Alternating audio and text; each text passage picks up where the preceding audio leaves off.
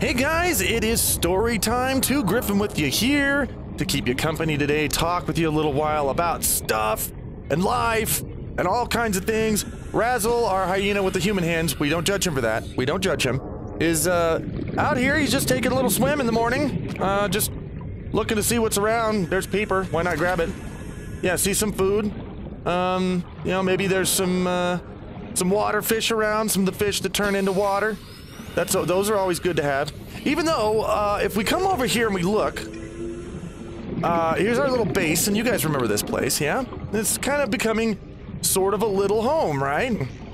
Well, we are pretty much self-sustainable at this point. I mean, we can have like fish, and we can go out and get extra water and stuff like that if we want it, but we are able to actually get all the water and nutrients that we need from this planter right here. So we're pretty good. We're pretty set.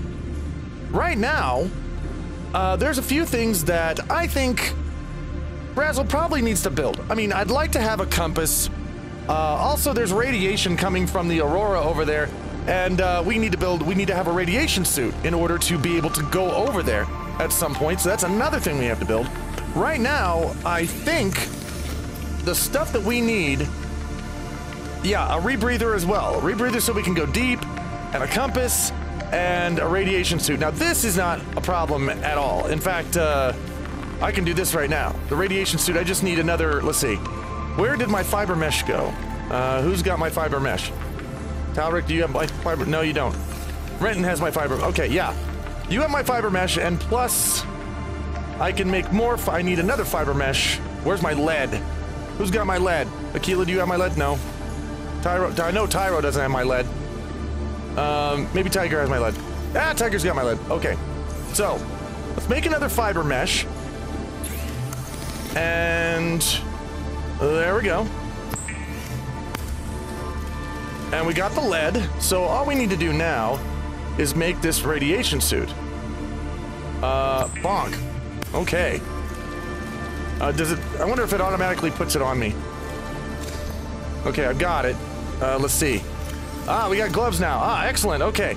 Radiation suit, radiation helmet, radiation gloves. So now, if we want to, we can go over to the Aurora.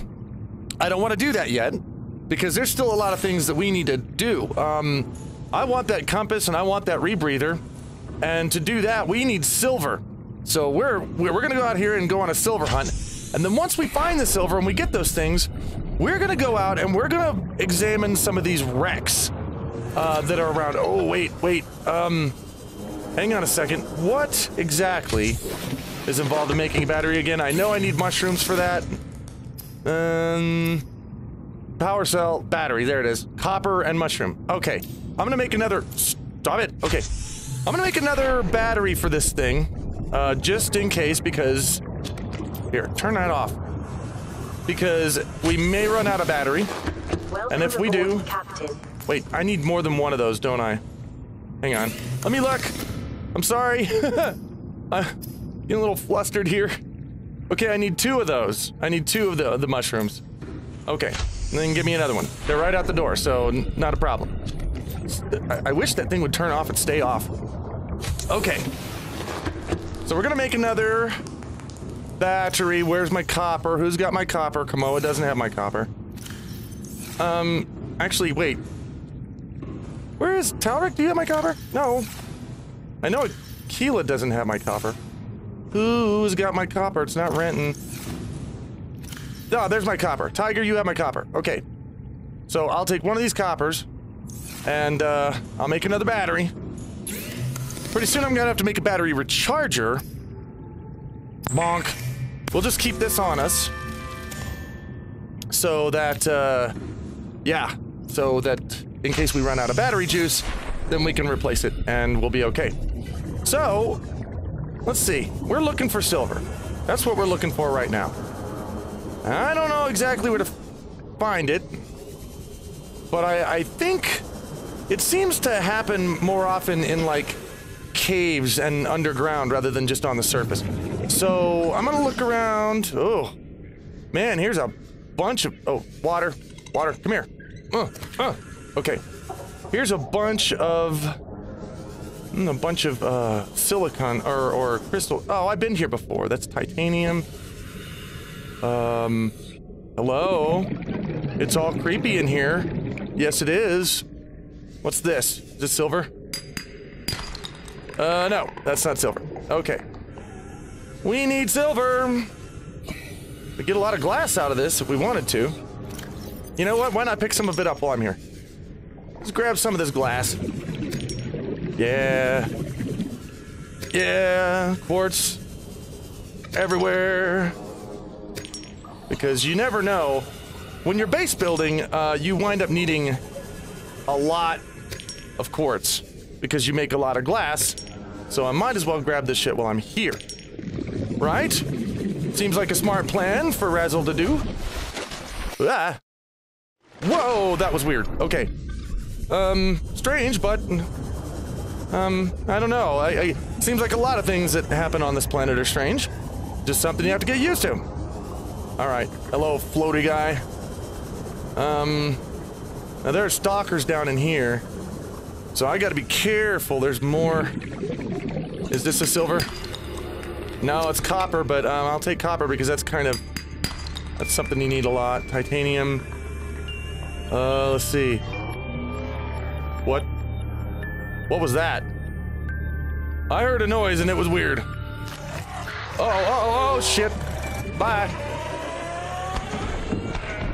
See, it's harder for those guys to get you now when you have your sea glide. They can't grab you as much. Okay. So while I'm looking about for silver, I am going to tell you guys about a story that I don't remember telling the story. And if I haven't, then that's weird because this is a story I should have told a long time ago. I don't know why I haven't, maybe just slipped my mind, but I want to tell you about the time I went skydiving.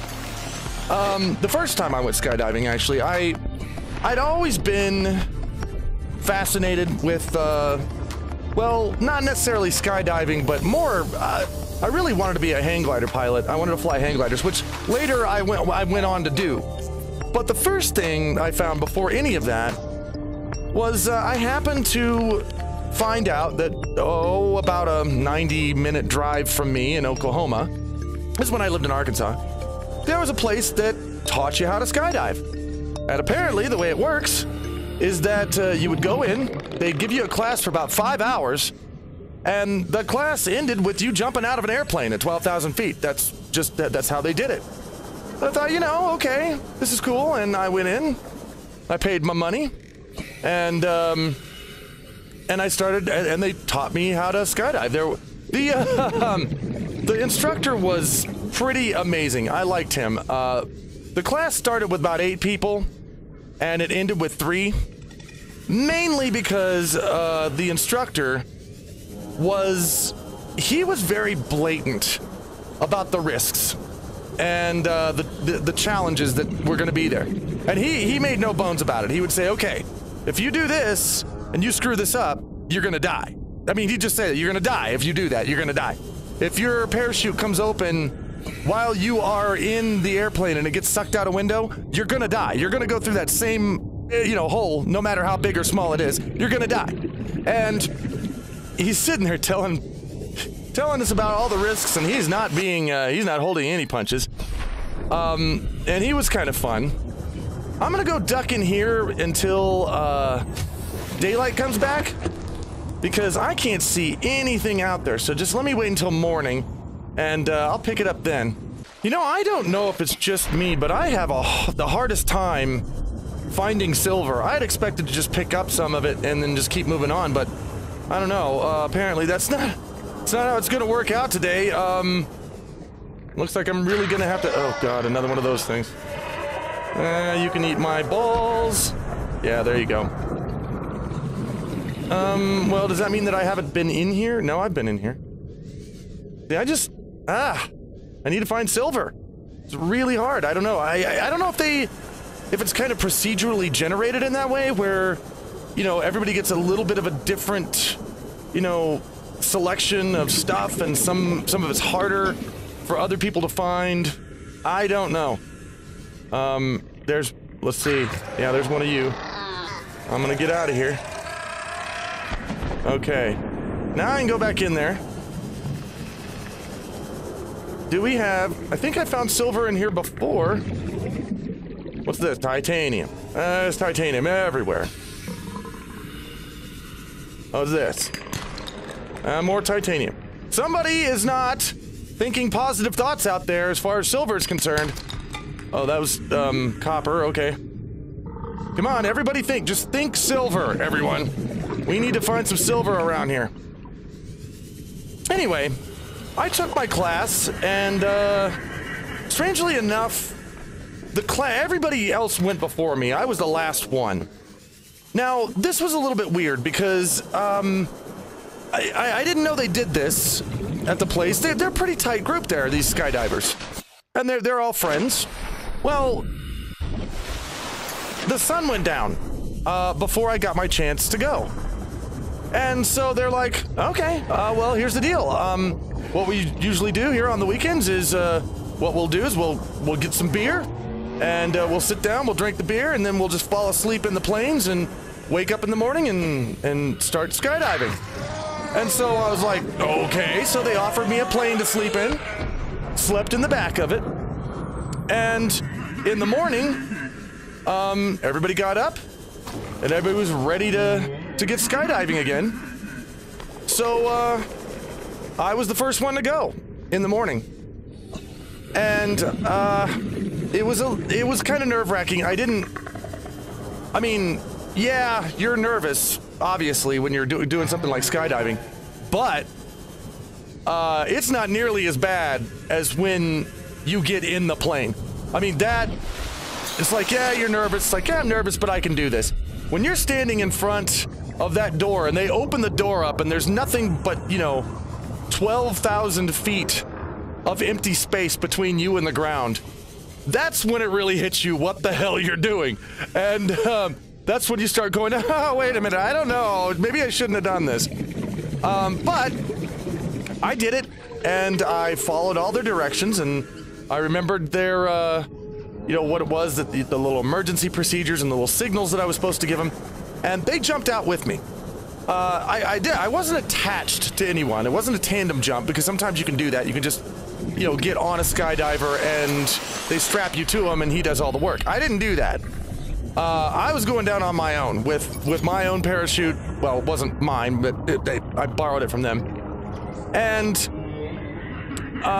so that's how it was going down. Now, they were next to me. They jumped out right with me, and they were always next to me, making sure that I was, okay and doing everything just, like I was supposed to. And, which I did. And I pulled my parachute at 5,000, a little bit less than 5,000 feet, which is what I was supposed to do. So there I go, poof. And the first thing I realized, and something I didn't anticipate, was I couldn't hear anything because the change in air pressure. It's like when you get on an airplane and it plugs up your ears, only it did it so fast that I realized, oh wow, my ears are totally plugged up. I couldn't hear a thing. So I had to clear my ears out. And now here I'm hanging under a parachute.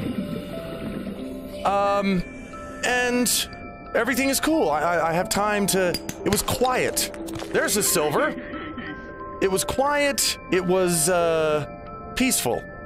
You definitely got this sense that you were on your own, that there was nobody around to help you or to hurt you. Either way, it was very independent sense that you get when you're just hanging in the air, because there's nothing anybody can do to get to you. You're on your own. You're alone. And while that's scary, at the same time, it's also very liberating. It's such an interesting and awesome feel. Gold, I'll take that. And it's something that there's really no other feeling in the world like it. And that's one thing that I definitely noticed. My power is out. Hey, swim. Swim, go. No, don't do that. Go up. I need air. Just... Okay, there we go. Well, we almost Almost screwed the pooch on that one, didn't we? Okay, so let's change out the battery here. There we go. Now, we got our battery back. Yay! Okay. Back down here we go to find more silver, hopefully. So, I'm in this peaceful kind of place, I guess, and just sort of experiencing this new thing that I've never experienced before, and the feeling was so interesting. And it definitely made you feel alive. It definitely made you feel like you were alive. Lead, I'll take it. I don't get that too often. But 100 meters. Oxygen efficiency decreased. Yeah, I know. That's what I need my rebreather for. As I was hanging there in space, and I was looking toward the ground to find silver, to find, you know, the airport and where I was supposed to go to land. I'm looking down, and I noticed a thing. Something just kind of happened to register with me in my brain that, whoop, let me get out of here. That really hadn't, I guess I hadn't noticed it first. The pieces didn't come together on this until I actually noticed it. But I noticed that the people that I jumped with, my instructors, they were above me. They were floating above me. And something in my brain said, wait a minute, that's not right, is it? Because I pulled my parachute first. I should have been above them. And when I did pull my parachute, I was above them. But now that I look and I saw them, they were above me, and something was wrong with that. So, I looked at my parachute, and in the back of it, one side of it had been crumpled up by the lines, and it was just sort of flapping kind of uselessly. Now, most of the parachute was just fine, but that back part looked like that didn't look right. It didn't look like that was supposed to be that way. And just hanging in midair, it was terribly difficult to tell how fast you were going down, at least until you get closer to the ground. I could have been like going down at 30, 40 miles an hour. I could have hit the ground at that speed, and that thought suddenly started popping up in my head pretty hard. It's like I could be really zooming toward the ground, and I won't know it until it's too late.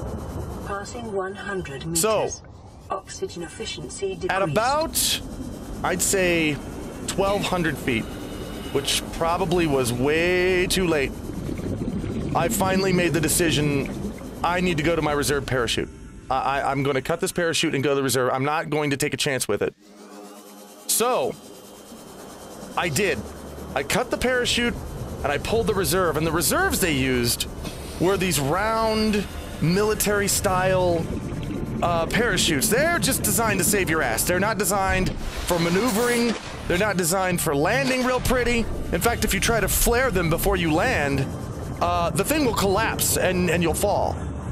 So you have to land like they do in the military. You have to assume this position and kind of just sort of bonk on the ground as the thing drags you over the ground. And so here I am. I remember, the last thing I remember seeing was the tall weeds in this field that I was heading for. Just barely, they were just starting to hit the tops of my shoes. That's the last thing I remember. After that, I woke up on the ground. Boom. Now, I landed pretty well. The instructors, they got down to the ground. They found me. They didn't gripe at me. They said, you know, considering what was happening, I probably did the safest thing. So they weren't unhappy about that, and they came over me and grabbed me, and they're like, "Okay, you're okay? Yeah, I'm okay." So I stand up. I start walking back towards the airport where we took off, and there was a crunchiness in my ankle. In my right ankle, there was this sort of crunchy kind of feel, and I'm like, oh man, did I sprain my ankle? Well, got back to the airport. I sat down for a little while and watched some videos, and when I stood back up, there was a problem. That was the first time that I felt some serious pain. And so I went to the hospital, and I had broken my ankle. I had broken one entire side of the stirrup off. It was just sort of floating in my skin. And welcome aboard, Captain. Thank you very much. Let's see, I'm gonna put some stuff up because I have some copper. I do have 1 silver. I want more silver. Would be nice. This is a gold. Who gets the gold? Come on, I think you can now. Drim, you get gold, Drim. Okay. Now, silver, and you get silver too. Okay, gold and silver. Now, where is my Talric? I think, no, he doesn't have that. Oh, there's my, okay, there's my quartz. So I'm gonna put all the quartz in here. There we go. Oh, wow, filled up. We got lots of quartz. I'm going to make a water. Give me the water. Water fish. Okay. So we're good. And I'm gonna drink a water or 2. Actually, you know what? I'm gonna eat a marble melon. I'm gonna eat one of these. Nom. See, that helps. And I'm gonna take this one. Where's my knife? Bang. Now I'm gonna replant. Because I can do that. Marble melon seeds. There we go. All right, guys. See, we're sustainable here. It's all good. Let's eat a couple of these. Nom nom nom. Yeah, we're doing fine, guys. All right. So, I had broken my ankle, and it had been broken so badly that they had to, I had to have surgery to put it back together. They just sort of splinted it up where I was at the hospital in Oklahoma and sent me home to Arkansas to go to my local hospital there to have an operation. They had to cut my my leg open and reattach with screws my ankle bone, which was just splattered and gone. And something interesting about that, I was really scared. At first I was kind of refusing. I'm like, no, I don't want an operation. The doctor was saying, hey, you know, you will walk with a hobble for the rest of your life if you don't get this done. And my attitude was, no, I don't care. It's like, unless I'm dying, I don't want to go under for surgery. He told my mother and my brother who were there, he said, why don't you get out of here and leave us 2 alone for a second? And the guy came over and backhanded me. The doctor backhanded me. He said, you listen to me. I'm not gonna let you just wander around through the rest of your life in a wheelchair or on crutches for something that I can fix really, really easily right now. You're not gonna do that. You're gonna go have, I mean, he said, I know that there's this thing where, you know, refusing treatment is legal, but you're not gonna refuse treatment. You're gonna do it because I'm telling you to do it. And he kind of, yeah, it was jarring a bit. That kind of was a proverbial and literal slap in the face. So I said, okay, fine, let's do it. So the guy did it, put me out. They put me on the operating table, and they fixed my ankle. They put screws in it. 100 meters.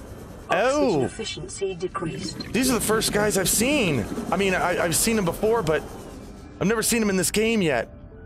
Wow, these guys are awesome. Anyway, reef backs.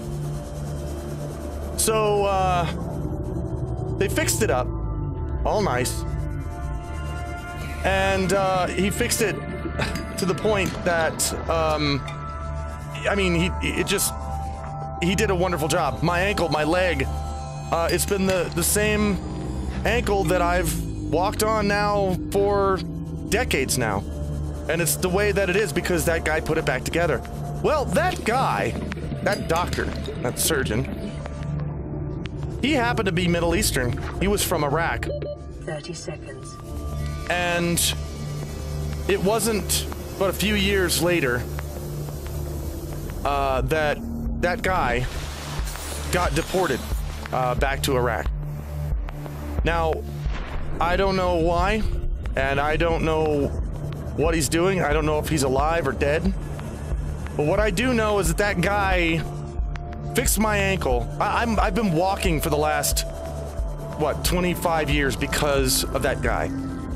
And because he had the balls enough to stand up to me and say, no, you're gonna do this. I can fix this, and I'm gonna fix you. So just sit back and take it.